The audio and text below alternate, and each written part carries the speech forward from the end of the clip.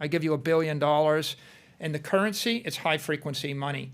I buy $1 billion building, I hold it for 30 years, it's low frequency money, right? Either way, okay, I give you $1 billion, you buy a building in some Central African Republic, someone puts a gun to your head, takes your building, now you have no building. You buy $1 billion worth of currency, the currency collapses because the guy that runs the country prints more of it, it goes to zero. You know, like paper money in Venezuela is not as valuable as toilet paper right now. What is it, right? Not clear. So what you have is an economic collapse, and it's a global phenomenon today, and it was accelerated in March of 2020, right? The catalytic event, the catalyst for these things normally is a war on COVID, a war on currency, a war on a lot of things. We're fighting a lot of wars right now, and now we've got real wars, right? An actual war in Ukraine. Wars collapse currencies. They always have. World War I collapsed the currency. World War II also damaged the currency. You can actually trace it if you look at real estate values in the years that followed the war, right? So what we're doing is we're collapsing the currency, and you could describe the entire world right now as 8 billion people. There's one strongest currency, the dollar, which is losing 15 to 20% of its value a year. That's how fast it's bleeding out. You've got a set of currencies pegged to the dollar, Singapore, the Middle East, the euro, that are fairly close to the dollar. Then you've got a set of second-tier currencies, the peso and the Turkish lira and the like, and they're losing 40%, the ruble now losing 40, 50% of their value a year. And you've got the third-tier currencies, the Venezuelan, the Bolivar, et cetera. They pretty much hyperinflate. They all collapse, and they're all going to dollarize. This trend is going to continue. Crypto falls into this trend because what's happening is people realize they can't trust their local currency. They can't trust their local bank. If you don't trust the bank, why don't you trust the bank? In Canada, right, the bank might seize my assets if they disagree with me. In Afghanistan, the banks all failed, when the U.S. pulled out. In Lebanon, the banks basically closed, froze everybody's assets, seized and converted all their foreign currency assets into local Lebanese money, devalued the money, and they locked it up for 10 years.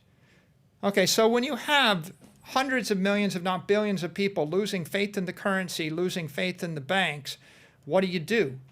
You look for the digital solution. And the digital solution is I download a mobile app to my phone, and then I convert whatever asset or work or property I have into a cryptocurrency. And there's two things that I really want badly. One thing I want badly is crypto dollars, like Tether or Circle or the like. It's basically US dollars sitting on crypto rails. Like a stable coin? Stable coin. And the world's bought 180, 190 billion of that from like 5 billion over the past 24 months. It's exploding. It will go to 10 trillion if they could, right? The market has a trillion to $10 trillion demand for that stable coin. What'll happen when that happens? Every one of these local weak currencies collapses, right? There's not a single currency in Africa, in South America, in Asia you would rather hold than the dollar right now. The Chinese don't even want to hold the CNY. They would all convert to the US dollar. How do you know that? Because there are capital controls. Every country that implements a capital control, making it illegal to convert their currency or move their capital out of the country, is signaling to you that their currency is weak, and that includes the Chinese currency. So that's one dynamic. You got 130 currencies floating in the world. There's probably only 2 or 3 that'll be left when the dust settles. You got the euro, the CNY, the USD.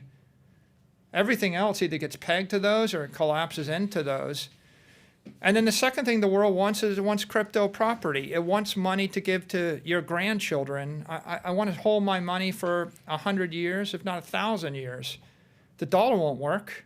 The dollar is losing 2% of its value a month, which is horrific, and horrific over 36 months. It's catastrophic over 10 years, and people are getting smart enough to realize that that won't work. So the issue is, where do I put my long-term money? I need a savings account.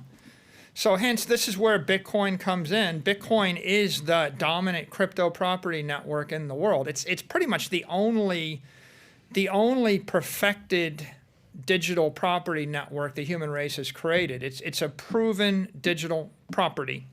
Everything else is a speculation that it may become property over time. Bitcoin is the success, and every like-kind competitor to Bitcoin has collapsed against it, such that Bitcoin is the 95% dominant network in this space. The dollar is clearly the dominant currency, and it wants to be the dominant digital currency. It is really the dominant digital currency as well, despite the fact that the U.S. government doesn't have, U.S. banks issuing them yet, and we've been slow on the uptake.